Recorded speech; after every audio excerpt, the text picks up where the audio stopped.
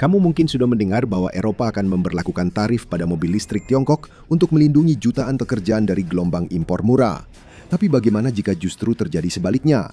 Bagaimana jika tarif ini sebenarnya bukan perlindungan sama sekali? Bagaimana jika ini adalah jebakan ekonomi yang perlahan mengubah raksasa seperti Volkswagen dan BMW menjadi produsen mobil zombie, sementara Tiongkok justru mengambil alih kendali atas masa depan digital dan industri Eropa? Bagian yang mengkhawatirkan? Mungkin sudah terlambat. Pada tahun 2025, industri otomotif Eropa mempekerjakan sekitar 13,8 juta orang. Jerman sendiri menyumbang lebih dari 700.000 dari jumlah pekerjaan tersebut, menjadikan industri otomotif sebagai salah satu tulang punggung negara itu. Volkswagen, Mercedes-Benz, dan BMW itu adalah nama-nama ikonik yang mendefinisikan industri ini, dan kekuatan merek seperti itu tidak dibangun dengan biaya murah. Namun sekarang ada nama baru yang mengancam industri ini. Pada tahun 2025, sektor otomotif Jerman kehilangan lebih dari 51.000 pekerjaan, sekitar 7% dari seluruh tenaga kerja hilang hanya dalam 1 tahun. Sebuah pukulan langsung terhadap salah satu industri terpenting di negara itu. Dan bagi banyak orang, semua tudingan mengarah ke satu pihak. Kenalkan BYD Dolphin, sebuah mobil hybrid plug-in kecil yang diam-diam mulai muncul di pasar-pasar seluruh Eropa. Mobil ini ditujukan tepat untuk pembeli yang menjadi fokus utama sistem yang dibangun oleh sebagian besar perusahaan otomotif Jerman. Pengemudi sehari-hari yang mencari sesuatu yang terjangkau, efisien dan modern, dan mobil ini dijual hanya dengan harga $26.000 hingga $28.000. Itu murah dan mengganggu pasar. Ini adalah salah satu model pasar massal pertama yang dirancang BYD khusus untuk ekspansi global dari Tiongkok. Bagi para pengemudi, mobil ini dianggap sebagai penyelamat. Bagi perusahaan otomotif, ini adalah ancaman. Pada tahun 2024, Uni Eropa mengikuti langkah Amerika Serikat dan memberlakukan tarif mulai dari 17% hingga 38% pada kendaraan listrik asal Tiongkok. Secara mengejutkan, pemerintah Jerman yang berhaluan kiri tengah memilih menentang proposal ini, terutama karena industri otomotif mereka sendiri khawatir akan adanya pembalasan ekonomi. Ini adalah langkah lain dalam pola yang semakin berkembang. Kekuatan industri saling menekan satu sama lain, masing-masing berusaha memperlambat satu sama lain. Namun pasar tidak melambat. Permintaan kendaraan listrik di Jerman tetap meningkat dan pemenang terbesarnya adalah Tiongkok. Dan disitulah segalanya mulai membingungkan. Karena jika tarif-tarif ini dimaksudkan untuk melindungi pasar mobil Jerman, mengapa beberapa CEO terbesar di industri ini justru memperingatkan Uni Eropa untuk mundur?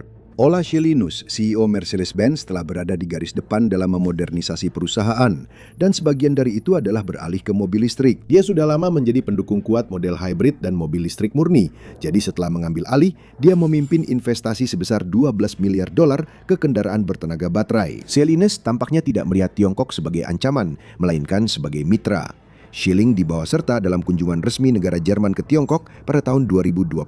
Hal itu dianggap sebagai pernyataan bahwa Jerman terbuka untuk berkolaborasi dengan perusahaan-perusahaan Tiongkok dalam inisiatif otomotif baru. Dan meskipun dia adalah sosok yang paling vokal untuk inisiatif ini, dia tidak sendirian. Dewan Direksi Volkswagen dan BMW sama-sama sangat menentang setiap usulan tarif, dengan perusahaan-perusahaan tersebut sering mengirim duta dagang ke Tiongkok.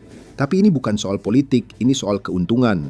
Meskipun produsen mobil Jerman bersaing langsung dengan produsen Tiongkok, kedua negara ini saling terkait secara ekonomi, lebih dari yang orang sadari. Produsen mobil Jerman secara tradisional mendapatkan lebih dari 30% keuntungan mereka dari pasar Tiongkok, di mana mobil-mobil barat masih menjadi barang mewah yang diminati di kalangan kelas atas. Liberalisasi sistem ekonomi Tiongkok dalam beberapa dekade terakhir telah menjadikan negara itu sebagai kekuatan ekonomi. Dikatakan bahwa jika Tiongkok bersin, seluruh indeks DAX Jerman ikut terkena dampaknya. Jadi bagi perusahaan seperti Volkswagen, BMW, dan Mercedes-Benz, Tiongkok bukan sekedar pasar biasa. Itu adalah salah satu sumber keuntungan terbesar yang mereka miliki. Tapi mereka juga tersandra olehnya. Dan itu menimbulkan pertanyaan nyata. Jika produsen mobil Eropa sangat bergantung pada hubungan itu, bagaimana mobil listrik Tiongkok masih bisa menyaingi mereka dengan harga yang begitu agresif? Bank Investasi UBS adalah salah satu sumber terkemuka untuk segala hal yang berkaitan dengan analisis keuangan dan industri. Seri pembongkaran perusahaan tersebut meneliti keuangan BYD tak lama setelah perusahaan Tiongkok itu masuk ke pasar Eropa. Sejak tahun 2020, Tiongkok telah muncul sebagai salah satu penerima manfaat terbesar dari perubahan ekonomi global. Negara tersebut telah mengubah dirinya dari importir bersih mobil menjadi eksportir mobil terbesar di dunia. BYD Atto 3 model pertama mereka yang diekspor secara besar-besaran sudah cukup untuk membalikan seluruh pasar mobil. Dan ada satu rahasia kecil di balik semuanya. Pada tahun 2023, kendaraan listrik Tiongkok sudah memiliki keunggulan biaya sebesar 25% dibandingkan banyak para pesaing mapan mereka. Setiap kali sebuah perusahaan masuk dengan keunggulan biaya yang besar, itu akan mengguncang pasar selama mereka bisa mempertahankannya. Sudah umum bagi perusahaan baru untuk memulai dengan produk andalan yang dijual rugi. Mereka mendorong harga yang jauh lebih rendah secara agresif untuk menarik pelanggan, lalu menaikkan harga di kemudian hari, atau terus merugi sampai mereka tidak bisa bertahan. Dan biasanya ada konsekuensinya. Karena begitu harga naik, gelombang pembeli awal akan menghilang. Tapi dengan BYD, pola itu sepertinya tidak terjadi dengan cara yang sama. Kuncinya adalah memiliki komponen yang tepat. BMW, Mercedes, dan Volkswagen mungkin merek Jerman, tapi sekarang hampir semuanya adalah proses global. Dari baja mentah yang membentuk mobil hingga chip komputer yang mengendalikan sistem dashboard yang rumit, sebuah mobil tidak dibangun di satu tempat saja. Pabrik mobil lebih sering merakit bagian-bagian prefabrikasi yang didatangkan dari seluruh dunia. Tiongkok sudah lama menawarkan alternatif manufaktur berbiaya rendah, memberikannya peran yang jelas di hampir setiap ekonomi di seluruh dunia. Dan bagi sebagian besar produsen mobil, hanya sekitar 30% suku cadang yang diproduksi sendiri. BYD punya pendekatan yang sangat berbeda. Alih-alih mengalihdayakan sebagian besar rantai pasoknya, BYD memproduksi sekitar 75% komponennya secara internal, berkat sektor industri Tiongkok yang sudah mapan. Itu memiliki banyak keuntungan. Hal ini membantu menekan biaya, berkat tidak adanya biaya impor dan biaya transportasi. Ini setara dengan membeli satu set Lego yang sudah jadi dari luar negeri dan memiliki pabrik Lego sendiri. Hal ini memberikan kendaraan listrik Tiongkok keunggulan biaya dan kecepatan produksi yang sulit ditandingi. Mereka bisa langsung meneruskan penghematan itu kepada pelanggan. Dan itu memberi mereka banyak uang untuk digunakan. Pada tahun 2023, perusahaan mampu meningkatkan pengeluaran R dan D-nya sebesar 97%. Hal itu memainkan peran kunci dalam pengembangan Dolphin, model yang bahkan lebih terjangkau yang dirancang untuk membawa merek mereka ke seluruh dunia. Harga saham perusahaan mulai meroket dan bahkan hingga hari ini terus naik. Namun, masih ada pertanyaan tentang masa depannya di pasar barat di tengah tarif dan tekanan politik. Namun, hal itu tidak memperlambat laju mereka. BYD memiliki rencana yang lebih besar dan Eropa menjadi target utamanya. BYD punya rencana dan itu jauh melampaui sekedar mobil. Semua ini bermuara pada visi satu orang, Wang Chuanfu, pendiri BYD. Berbeda dengan banyak perusahaan otomotif lama, BYD baru berdiri sejak tahun 1995. BYD tidak memiliki reputasi kualitas yang sudah mapan untuk dijadikan andalan. Faktanya, perusahaan ini awalnya adalah perusahaan baterai ponsel dan baru masuk ke pasar otomotif pada tahun 2003. Sekarang, mereka sedang mengejar ketertinggalan. Wang Chuanfu telah menarik perhatian beberapa investor paling berpengaruh di dunia sejak ia mendirikan perusahaannya, menerima investasi sebesar $230 juta dari Warren Buffett pada tahun 2008. Dia dengan cepat menjadi miliarder yang memungkinkannya membuka jalan baginya untuk menjadi pemimpin di pasar otomotif Tiongkok. Perusahaan tersebut mampu bertahan dari pengurangan subsidi kendaraan listrik oleh pemerintah Tiongkok. Namun, inovasi terbesar Chuanfu mungkin sedang terjadi tanpa disadari banyak orang. Saat ini, hambatan terbesar bagi tekad BYD untuk menembus pasar Eropa secara besar-besaran adalah logistik. Eropa memiliki pasar mobilnya sendiri yang kuat, dan bahkan tanpa tarif, biaya untuk mengangkut mesin-mesin besar ke benua lain menjadi kendala bagi perusahaan besar manapun. Untuk benar-benar menguasai pasar mobil Eropa, BYD harus menyelesaikan masalah pasokan dan manufakturnya. Mereka mungkin telah menemukan cara untuk melakukan itu dengan memanfaatkan kemunduran Eropa. Dan hal itu mungkin sedang terjadi tanpa disadari siapapun. Pada tahun 2026, terdengar kabar bahwa BYD sedang dalam pembicaraan untuk membeli beberapa pabrik manufaktur yang tidak terlalu banyak digunakan. Sementara 3 besar produsen mobil Jerman masih sehat, banyak produsen mobil Eropa lainnya yang mengalami masa-masa sulit. BYD AKI akan mengambil alih pabrik-pabrik tersebut, dan kemudian mereka tiba-tiba bisa membawa gaya manufaktur lini perakitan dan produksi massal mereka ke daratan Eropa. Bagi mereka yang menginginkan mobil Tiongkok, mobil-mobil itu akan lebih mudah diakses dari sebelumnya. Bagi yang tidak menginginkannya, ya mereka mungkin tidak tahu. Pengambil alihan pabrik hanyalah salah satu bagian dari rencana BYD. Yang lainnya adalah mengakuisisi merek-merek yang sudah tidak aktif, mengganti tampilan mobil mereka, dan menciptakan lini baru mobil Eropa. Semuanya dengan teknologi, uang, dan desain Tiongkok sebagai inti utamanya. Hal ini sudah dilakukan oleh perusahaan Italia seperti DR Automobiles yang menggunakan nama-nama mobil Italia yang sudah tidak aktif seperti Italia untuk mengganti merek kendaraan dari merek Tiongkok yang kurang dikenal di barat. Merek-merek ini dijuluki sebagai merek zombie. Ini adalah model yang jika dipasangkan dengan biaya rendah dan daya tarik luas BYD bisa menjadi pukulan mematikan bagi industri. Jadi, mengapa industri mobil tidak bertindak seolah-olah ini ancaman besar?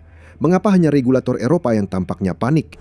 Model listrik paling populer di jajaran Volkswagen adalah ID.4 dan mobil ini terkenal karena sistem perangkat lunaknya yang rumit serta lamanya waktu yang dibutuhkan untuk memperbaiki jika terjadi masalah. Kita semua pernah mengalami saat di mana ponsel atau komputer meminta pembaruan perangkat lunak di waktu yang paling tidak tepat. Mobil yang melakukan hal yang sama bisa memberikan kerepotan yang lebih besar. Pengguna sering mengeluhkan pembaruan untuk memperbaiki gangguan perangkat lunak yang membutuhkan waktu berbulan-bulan untuk dirilis. Terkadang bahkan harus mengunjungi dealer agar mobil bisa kembali berfungsi dengan baik. Itulah sebabnya BYD berusaha untuk tidak hanya menjadi lebih murah, tetapi juga lebih cepat.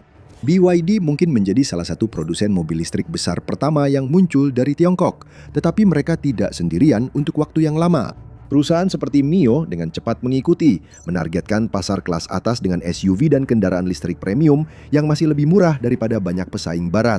Namun keunggulan sebenarnya ada pada perangkat lunaknya. Perusahaan mobil listrik Tiongkok membangun mobil mereka lebih seperti produk teknologi daripada mobil tradisional. Perangkat lunak, baterai, dan pengalaman pengguna dirancang untuk bekerja bersama sejak awal. Ini digambarkan seperti menunggu surat datang lewat pos untuk mendapatkan pembaruan pada Volkswagen, dibandingkan dengan cukup mengklik pembaruan di ponsel pintar untuk mendapatkan pembaruan pada mobil Tiongkok. Karena meskipun mobil-mobil keluar dari jalur perakitan, perusahaan-perusahaan ini semakin berpikir seperti perusahaan perangkat lunak terlebih dahulu dan produsen mobil kemudian. Ini adalah salah satu keunggulan terbesar yang dimiliki Tiongkok saat ini dibandingkan dengan pesaingnya dari barat. Produsen mobil yang sudah berusia seabad dan mendominasi industri selama puluhan tahun harus dipaksa masuk ke era internet dengan penuh perlawanan. Mereka tidak dibangun untuk dunia yang mengutamakan perangkat lunak, dan untuk waktu yang lama begitu juga banyak pelanggan mereka. Sebaliknya, BYD dan para pesaingnya dari Tiongkok didirikan pada tahun 1995 ketika perangkat lunak dan teknologi internet sudah menjadi bagian dari kehidupan sehari-hari. Perangkat lunak mereka dibuat khusus untuk mobil, siap diperbarui secara mulus sesuai kebutuhan saat Anda bepergian ke tempat kerja. Tapi, mengapa sebenarnya mobil komuter membutuhkan teknologi secanggih itu? Untuk contoh paling dramatis tentang seberapa jauh perangkat lunak Tiongkok berada di depan, kita harus melihat salah satu mobil kelas atas yang ada di luar sana. Sedan Xiaomi SU7 Max dapat melaju dari 0 hingga 62 mil per jam hanya dalam 2,78 detik berkat pengaturan dua motornya. Ini adalah jenis performa yang dulu hanya dikaitkan dengan merek mobil sport Eropa elit. Tapi bukan apa yang ada di bawah kap mesin yang menarik perhatian orang-orang.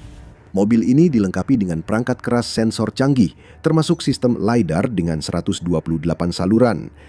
Singkatan dari Light Detection and Ranging, teknologi ini menggunakan laser berdenyut untuk memetakan dunia di sekitar kendaraan secara real-time, membantu mobil menganalisis lalu lintas, rintangan, dan kondisi jalan dengan presisi tinggi. Namun yang benar-benar menonjol adalah besarnya kekuatan di baliknya. Kendaraan ini memiliki 11 kamera definisi tinggi yang terhubung ke dua chip Orin dari Nvidia yang mampu memproses 508 triliun operasi per detik. Ini bukan sekedar teknologi yang kuat untuk sebuah mobil. Ini adalah teknologi canggih untuk segalanya. Setiap Xiaomi SU7 Max memiliki daya pemrosesan lebih besar daripada gabungan komputer pemandu pada 500 rudal Tomahawk. Ini adalah teknologi pintar yang menyamar sebagai mobil. Setiap mobil ini yang masuk ke suatu negara pada dasarnya adalah komputer super cepat dan super pintar yang berbagi jalan dengan ratusan ribu model lama.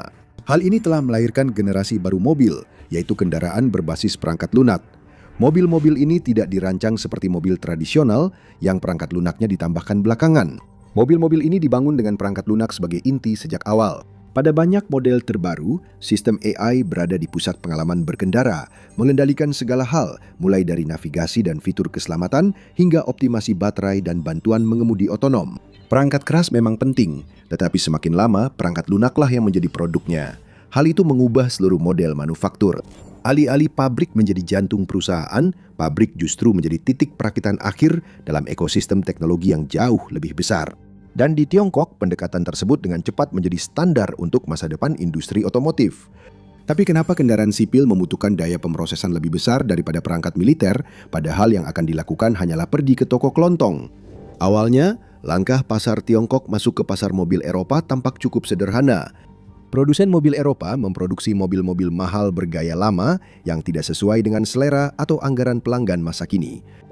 Bukan hanya generasi dewasa baru yang kesulitan memenuhi kebutuhan hidup, tetapi mereka juga sangat peduli terhadap lingkungan dan tidak mungkin ingin membeli mobil boros bahan bakar. Mobil listrik Tiongkok yang ramping dan diproduksi massal tampak seperti pilihan alami untuk pasar, dan permintaan itu sudah terlihat. Namun angka-angka tersebut sekarang tampaknya tidak lagi masuk akal. Tiongkok sudah memiliki pijakan di pasar mobil Eropa dengan perdagangan yang luas antara kedua belah pihak. Tiba-tiba hal ini mulai dianggap sebagai masalah, padahal sebelumnya tidak pernah begitu. Pemerintah Eropa tidak hanya khawatir kehilangan pangsa pasar, mereka juga khawatir kehilangan kendali atas salah satu industri terpenting mereka secara keseluruhan. Ketakutan itu mendorong mereka untuk memberlakukan tarif pada mobil listrik Tiongkok. Langkah itu tidak hanya mengancam mengganggu pasar mobil, tetapi juga berisiko memicu perang dagang yang jauh lebih besar antara dua ekonomi yang sangat terhubung tersebut. Karena begitu tarif mulai meningkat, jarang sekali tarif itu hanya terbatas pada satu industri saja. Mobil listrik modern buatan Tiongkok bukan sekedar mobil dengan baterai menggantikan tangki bensin. Mereka bahkan bukan mobil berteknologi tinggi yang terkomputerisasi seperti yang diproduksi oleh perusahaan seperti Tesla saat ini. Setiap mobil listrik Tiongkok yang ada di jalanan Eropa hadir dengan tingkat teknologi yang pada dasarnya membuatnya menjadi pusat data bergerak. Mereka memetakan medan di sekitarnya dan membuat pemetaan rinci untuk setiap mil yang dilalui. Peta itu kemudian menjadi bagian dari data komputer untuk perjalanan di masa depan. Tapi tidak ada yang yakin apakah data itu tetap di sana. Selama beberapa tahun terakhir, para ahli keamanan siber semakin tertarik untuk mempelajari telemetri kendaraan yang terhubung. Ini menggabungkan transmisi waktu nyata dari GPS, statistik mesin, dan data pengguna yang konon berada di bawah perlindungan keamanan siber yang ketat. Namun meskipun mesin-mesin ini dilengkapi dengan perlindungan terhadap peretasan dan pelanggaran data dari sumber luar, tidak ada yang yakin apakah hal yang sama juga berlaku untuk sumber internal. Presiden Xi telah memperketat kontrol negara atas industri-industri strategis, memastikan setiap perusahaan tetap memiliki hubungan erat dengan pemerintah Tiongkok. Mobil-mobil ini mempelajari infrastruktur barat lebih baik daripada banyak orang yang tinggal di sekitarnya. Kehadiran mereka di jalan-jalan Eropa hanya akan semakin meningkat seiring mobil-mobil berbiaya rendah ini memberikan dampak yang lebih besar. Mereka tinggal selangkah lagi, bukan hanya menguasai pasar, tetapi juga menguasai jalanan. Jadi, mengapa Eropa tiba-tiba begitu bertekad untuk menghentikan mobil listrik Tiongkok? Terutama setelah menghabiskan puluhan tahun mengalihdayakan sebagian besar manufaktur global ke timur. Sementara basis industrinya sendiri perlahan melemah sepanjang waktu. Sekarang Tiongkok melihat sebuah peluang dan Eropa melihat sebuah ancaman. Itulah yang membuat respons tarif menjadi sangat berisiko. Tarif sering digambarkan sebagai semacam perjudian ekonomi dengan taruhan tinggi. Begitu satu pihak mulai menaikkan hambatan, pihak lain hampir selalu merespons. Harga-harga naik, rantai pasokan menjadi lebih ketat, dan kedua ekonomi menanggung kerusakan. Namun Uni Eropa tidak mundur, karena ini sebenarnya bukan soal mobil sama sekali. Tarif tersebut kemungkinan akan mempercepat kemerosotan perusahaan mobil Eropa dan membuat para produsen rentan diambil alih. Namun, perang mobil listrik sebenarnya hanyalah proksi yang rumit bagi pertarungan yang sedang berlangsung mengenai kedaulatan perangkat lunak. Masuknya mobil listrik Tiongkok bukan sekedar menambah pilihan baru di pasar mobil Eropa. Ini membawa jutaan pusat data bergerak ke jalan-jalan Eropa, dan mereka berpotensi mengirimkan data rinci tentang seluruh Eropa melintasi laut kembali ke perusahaan induk. Dan di tengah pertempuran ekonomi, perang atas mobil listrik sedang berlangsung sebagai proksi bagi perang data yang lebih besar. Namun, mungkin sudah terlambat. Tarif Eropa adalah senjata abad ke-20 untuk melawan target abad ke-21. Sementara Eropa membangun tembok untuk menjaga mobil tetap di luar dan melindungi pabrik-pabrik manufakturnya, kuda Troya digital mungkin sudah masuk melalui gerbang depan.